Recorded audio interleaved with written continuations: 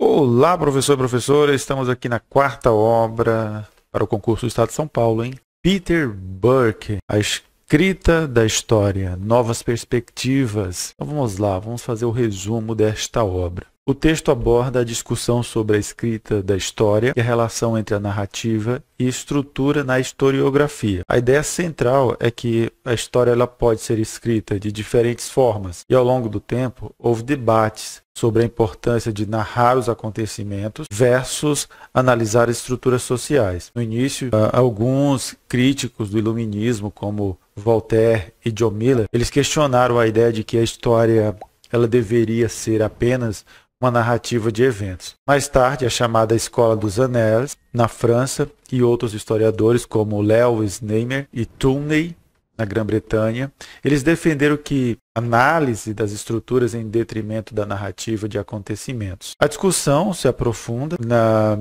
análise de como a história pode ser escrita de maneira narrativa ou estrutural. Os historiadores da narrativa tradicional tendem a enfatizar as ações individuais e as intenções das pessoas, enquanto que os historiadores estruturais, eles preferem explicar os eventos com base nos fatores estruturais. No entanto, o texto sugere que a distinção entre narrativa e estrutura não é tão clara e que existem diferentes graus de narrativa na escrita histórica. Além disso, a narrativa histórica ela pode se tornar superficial e personificada, enquanto a análise das estruturas pode ser estática e não histórica. O autor argumenta que seria mais produtivo encontrar um equilíbrio entre narrativa e análise estrutural, integrando os dois aspectos. O debate entre os historiadores narrativos e estruturas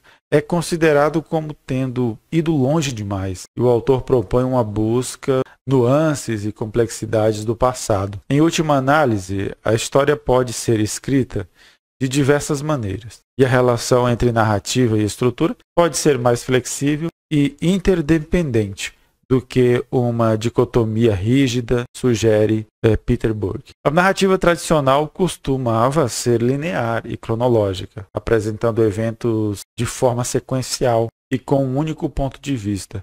Em contraste, a narrativa moderna, que surgiu nos anos 60, desafia a continuidade temporal e busca explorar várias perspectivas e interpretações dos eventos. Historiadores como Siegfried Krauker e Lionel Osman, eles apontam que a ficção moderna, especialmente a de autores como James Joyce, Marcel Proust e Virginia Woolf, oferece desafios e oportunidades para os narradores históricos. Eles sugerem que os historiadores podem se beneficiar ao adotar técnicas literárias modernas para contar histórias de uma forma mais complexa e multifacetada. Uma das abordagens mencionadas no texto é a micronarrativa ou microhistória. Essa técnica envolve a descrição precisa e concreta de práticas e eventos específicos em um contexto histórico. Ao focar em detalhes locais e individuais, os historiadores podem explorar como as mudanças e estruturas afetam a vida das pessoas. Outra abordagem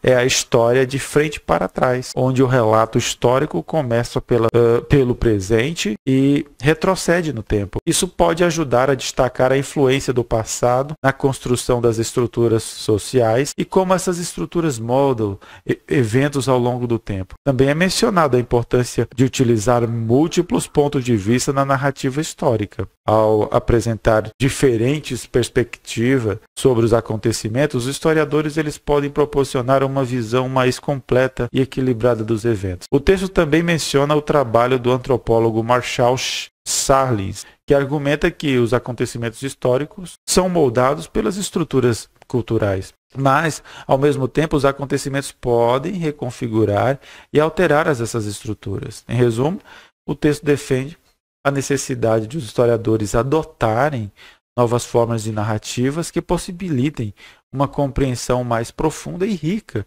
dos eventos históricos, considerando complexidade das estruturas e das perspectivas envolvidas. As abordagens mencionadas podem ajudar a tornar a narrativa histórica mais dinâmica e formativa. Burke defende que a narrativa não pode ser ignorada pelos historiadores, mesmo aqueles que têm um enfoque mais estruturalista, como Fernand Braudel. No entanto, ele argumenta que o modelo narrativo utilizado pelos historiadores precisa ser ampliado para abranger tanto a descrição quanto a análise estrutural. Para alcançar esse objetivo, Burke sugere uma aproximação entre a escrita literária e a escrita histórica para tornar os trabalhadores historiográficos mais inteligíveis, conscientizando o leitor do caráter interpretativo da história. Além disso, o autor aborda 3 problemas comuns enfrentados pelos historiadores: tornar os conflitos heteroglossia, ponto de vista de múltiplos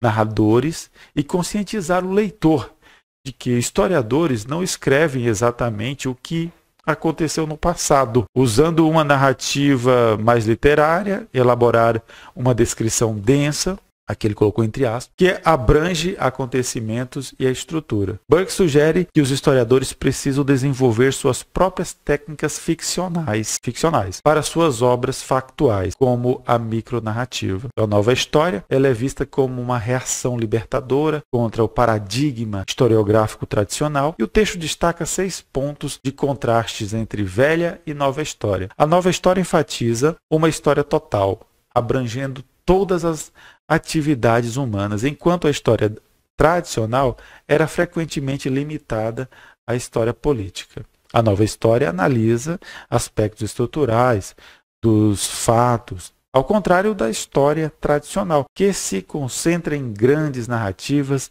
e eventos grandiosos. A nova história possui uma abordagem mais plural, incluindo a história da cultura popular, enquanto a história tradicional tinha uma visão elitista. A nova história considera diversas fontes de informações, incluindo o testemunho de pessoas comuns, em contraste com a ênfase nos documentos oficiais pela abordagem tradicional. Então, a nova história ela presta atenção aos movimentos sociais e tendências e processos nas sociedades, ao invés de se concentrar apenas na vontade do sujeito histórico como explicação. Essa nova história não adota uma visão positivista ou objetiva da história, ao contrário da abordagem tradicional, que buscava uma objetividade total. Apesar de ser considerada nova, o autor ressalta que perspectivas similares à nova história já existiam em outros tempos. No entanto, a nova história também enfrenta desafios, como a falta de critérios e definições claras, que pode gerar insegurança e falta de clareza nas explicações e sínteses. Em suma, o texto analisa como narrativas dos acontecimentos têm sido tratados na história ao longo do tempo e como uma aproximação entre escrita literária e escrita histórica pode auxiliar os historiadores a lidarem com problemas comuns na produção de seus trabalhos historiográficos. O objetivo de Burke é estimular os historiadores a pensarem a forma narrativa em suas obras e estabelecer uma relação dialética entre acontecimento e estrutura na escrita da história. Esse é o resumo da obra de Peter Burke. É isso aí. Deixa seu like, ajuda o canal se inscrevendo também, aperte o sino para receber as próximas notificações. Até logo!